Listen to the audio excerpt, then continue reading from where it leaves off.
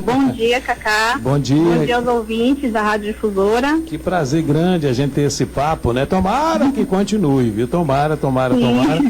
Mas a gente reservou esse mês, né, de julho, coincidindo com o aniversário de Itabuna, para trazer a sua preciosa fala aqui no nosso programa. Você que tem, né, essa área, o direito como psicóloga de sempre falar sobre a saúde mental da mulher e da maternidade, faz esse acompanhamento emocional de mulheres que estão tentando engravidar, que é um ponto realmente muito sensível, né, minha amiga? Verdade. Mailu, muito sensível.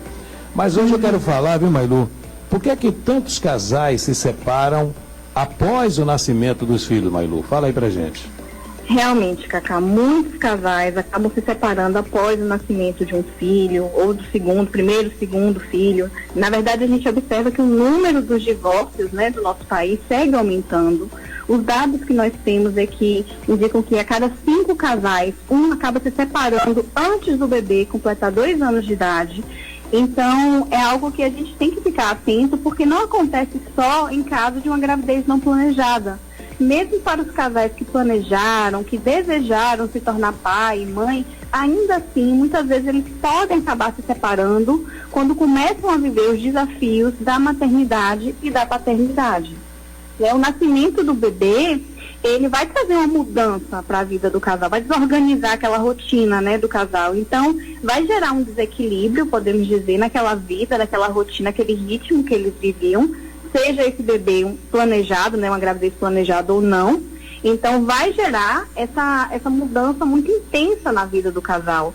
E lembrando que a maioria desses desafios, a gente observa que vão ser enfrentados de uma forma diferente pelos homens e pelas mulheres, né? A realidade que nós temos é que muitas vezes as mulheres ficam mais sobrecarregadas, perdendo noite, amamentando, com cuidado, né, com a criança, e isso gera, na maioria das vezes, uma crise na relação. Quando isso acontece, o que a gente observa? A queixa é justamente um sentimento assim de cansaço, né, uma sensação de cansaço, sobrecarga, um sentimento de frustração. O casal acaba tendo menos tempo para os dois. Muito bem. Eu continuo aqui nessa nossa conversa semanal de toda terça-feira com a psicóloga Mailu Souza. Mailu, aquela frase, filho segura casamento, faz sentido ou seria justamente o contrário? Então, o filho pode até segurar a relação, mas não quer dizer que o casal estará feliz, que vai estar com um vínculo positivo, porque pode ser um processo, na verdade, Cacá, que seja ainda pior, porque um ambiente de brigas, de estresse, de adoecimento, vai gerar sofrimento não só para esses adultos, né, para o casal envolvido, mas também a gente tem a criança, ou até mesmo crianças, né, se o casal tiver mais filhos. Isso vai prejudicar a saúde mental de todos os envolvidos, inclusive o desenvolvimento dos filhos, crianças ou adolescentes. Nessa situação, né, nessa frase de que filho segura o casamento, a gente tem que pensar que nenhum filho merece carregar nas costas esse peso, né, essa pressão de pensar que ele é o responsável dos pais ficarem juntos e os pais não queriam estar mais juntos e estão se esforçando por ele. Então, às vezes, é até mais saudável a gente pensar em uma separação respeitosa, mesmo que seja, lógico, algo muito difícil de se lidar, mas é uma questão dos adultos, mas tentando preservar os filhos nesses conflitos, né? Porque mesmo que a relação acabe, é importante a gente enfatizar isso. A gente não pode esquecer que a relação do casal, né, pode ter gerado uma crise, pode até acabar, mas os filhos são para a vida toda. Nós não podemos esquecer disso. Muito bem. Eu continuo aqui com a psicóloga Mailu Souza, esse encontro nosso semanal de toda terça-feira, ela que cuida, né, que acompanha a saúde mental da mulher e também da maternidade.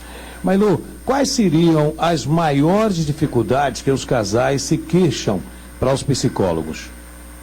Olha, a maior dificuldade de todas, que a gente costuma ouvir com uma certa frequência, né, no atendimento, é justamente a questão da comunicação. Seja a falta de comunicação pela distância, que o casal não está tendo tempo um para o outro, pela correria do trabalho, cuidado com os filhos, a falta de tempo de qualidade para o casal estar junto ali, os dois, comunicando, né, tendo esse tempo juntos, ou também pela forma que essa comunicação acontece. Por quê?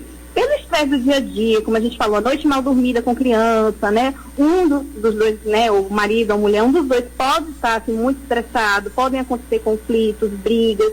Aí entra naquela situação do estresse, às vezes até do desrespeito, seja na fala ou no comportamento, nas atitudes.